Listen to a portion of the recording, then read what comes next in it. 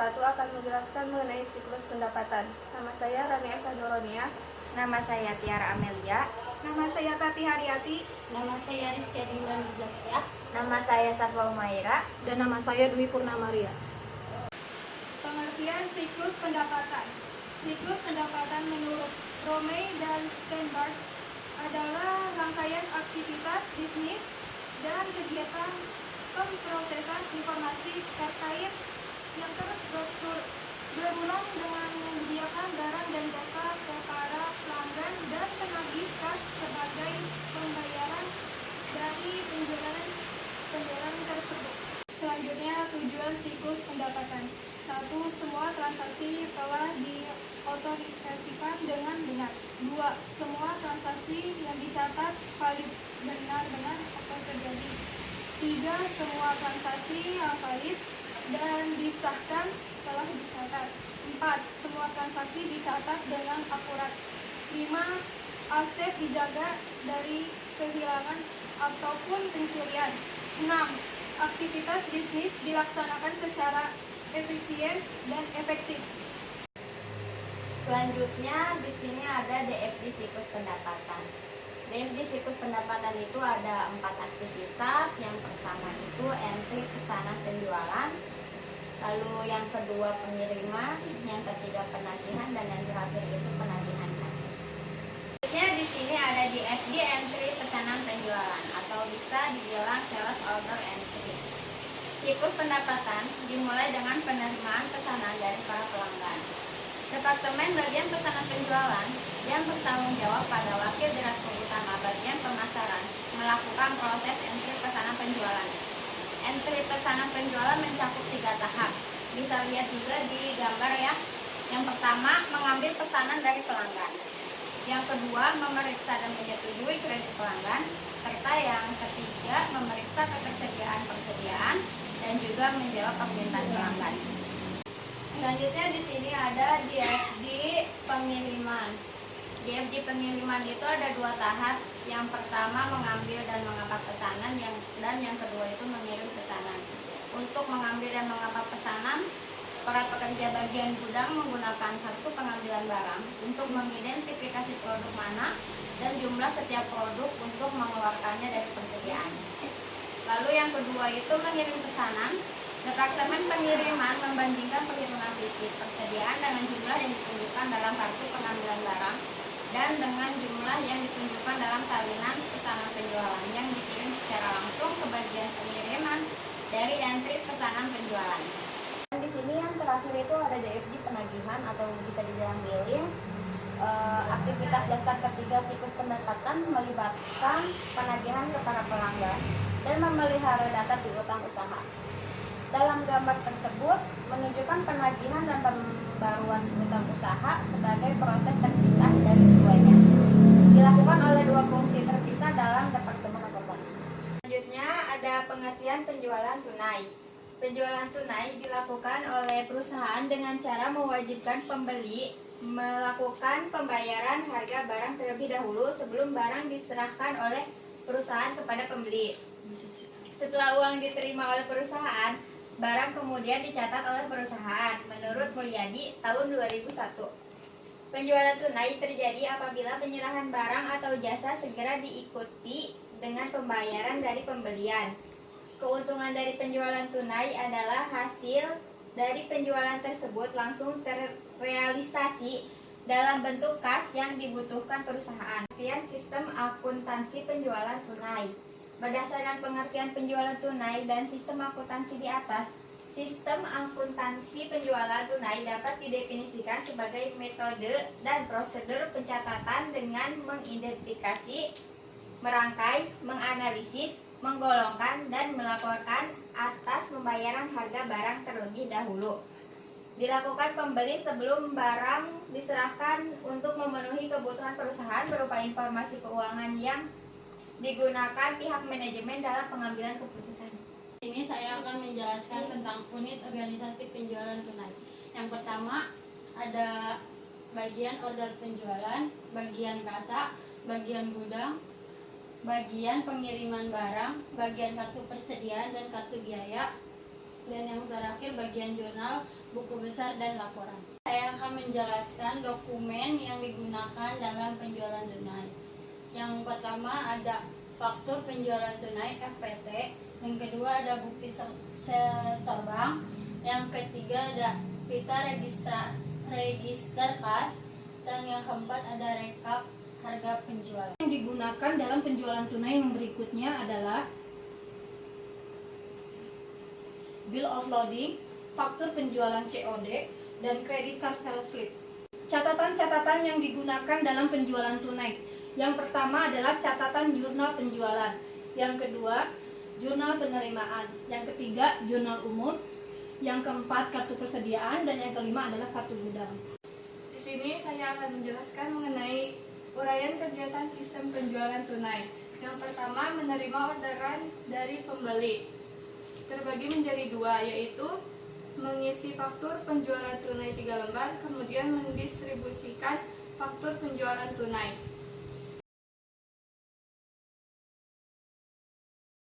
Di sini saya akan menjelaskan mengenai cara membuat flowchart dari siklus pendapatan penjualan tunai.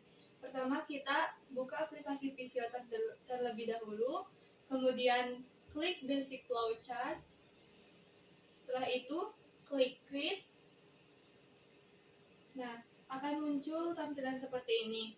Kemudian klik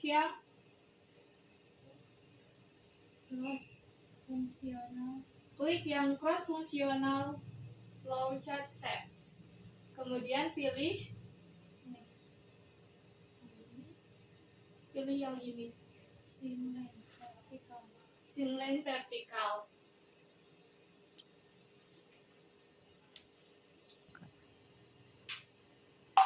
Setelah kita klik Swimlane vertikal, kemudian akan muncul tampilan seperti ini, dan kita akan membuat 6 kolom.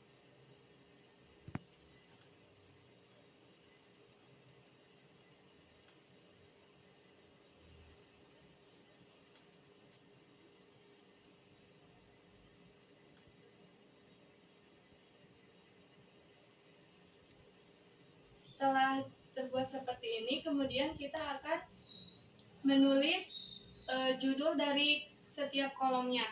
Yang pertama itu ada bagian order penjualan.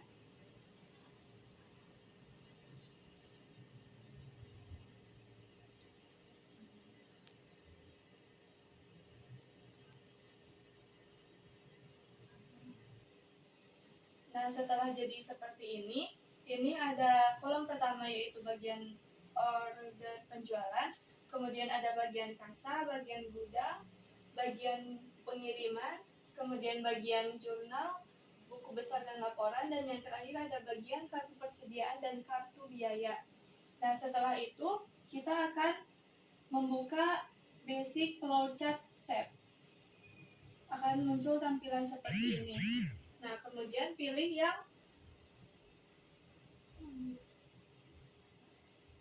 pilih yang start. Masukkan ke sini.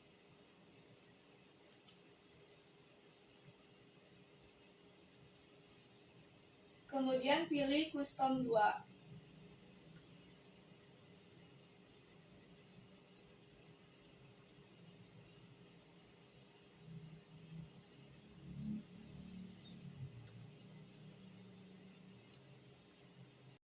Setelah pemrosesan yang tadi, nanti hasilnya akan menjadi seperti ini. Di sini ada bagian order penjual. Ini merupakan simbol terminal, yaitu digunakan untuk memulai, mengakhiri, atau titik henti dalam sebuah proses atau program. Juga digunakan untuk menunjukkan pihak eksternal. Di sini simbol kegiatan manual, sebuah kegiatan pemrosesan yang dilaksanakan secara manual. Ini juga sama, merupakan simbol dari kegiatan manual. Kemudian di sini ada simbol dari dokumen rangkap. Digambarkan dengan menumpuk simbol dokumen dan pencetakan nomor dokumen di bagian depan dokumen pada bagian kiri atas.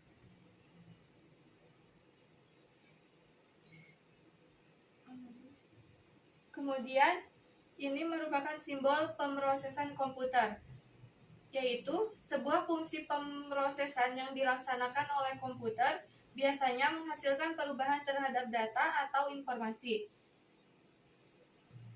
Kemudian, ini merupakan simbol penghubung dalam sebuah halaman, yaitu menghubungkan bagan alir pada halaman yang sama. Menggunakan simbol ini adalah untuk menghindari terlalu banyak anak panah yang saling melintang dan membingungkan. Ini juga merupakan simbol penghubung dalam sebuah halaman. Kemudian, di sini ada simbol arsip, yaitu arsip dokumen disimpan dan diambil secara manual. Huruf di dalamnya menunjukkan cara pengurutan arsip. N berarti merupakan urut nomor. Di sini ada garis putih putus atau bisa disebut arus data atau informasi. Dari arus data atau informasi sering digunakan untuk menunjukkan data yang dikopi dari sebuah dokumen ke dokumen lain. Ini adalah simbol penghubung dalam sebuah halaman. Tadi sudah dijelaskan oleh saudari Rani. Di sini ada simbol dokumen, di mana sebuah dokumen atau laporan, dokumen dapat dibuat dengan tangan atau dicetak oleh komputer. Selanjutnya ada simbol kegiatan manual.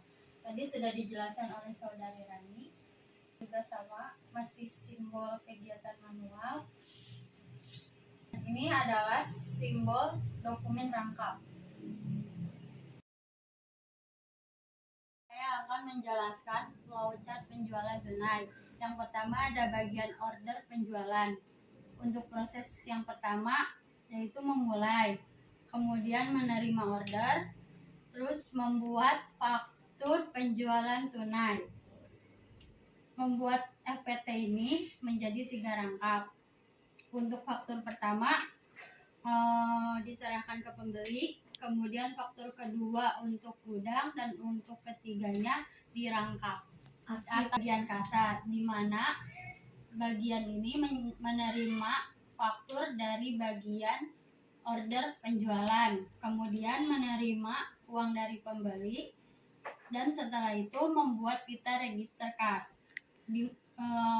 Membuat pita register kas ini menjadi 2. Untuk fakturnya dicap lunas di atas faktur tersebut, kemudian dilampirkan pita reg kasnya, dan menyerahkan kedua dokumen ini kepada pembeli untuk kepentingan pengambilan barang di Bagian gudang, di sini kita akan menerima faktur penjualan tunai lembar kedua dari bagian order penjualan, dan di sini kita akan menyiapkan barang dan menyerahkan barang sesuai dengan faktur tersebut untuk diinput ke kartu gudang. Setelah itu kita akan bersamaan dengan barangnya, kita akan menyerahkan ke bagian pengiriman barang. Bagian pengiriman barang. EPT 2 diterima dari bagian gudang, EPT 1 dan lembar pita registrasi kas dari pembeli ini diterima dari bagian kasa.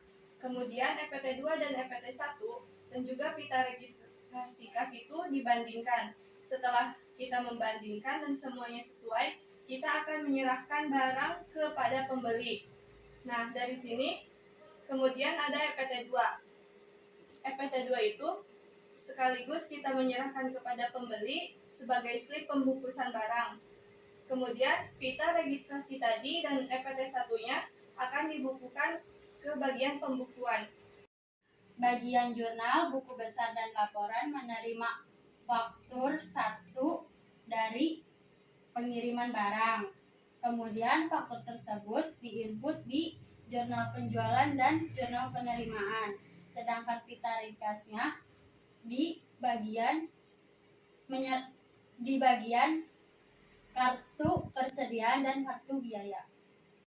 Untuk bagian kartu persediaan dan kartu biaya, kita akan menerima dokumen dari bagian jurnal, buku besar dan laporan berupa faktur penjualan tunai lembar pertama yang telah dilampirkan pita registrasi kas.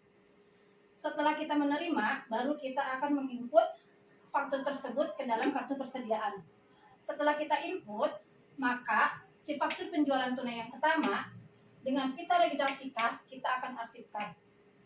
Setelah diarsipkan, maka proses penjualan tunai float card ini telah selesai. Demikian presentasi dari kelompok 1.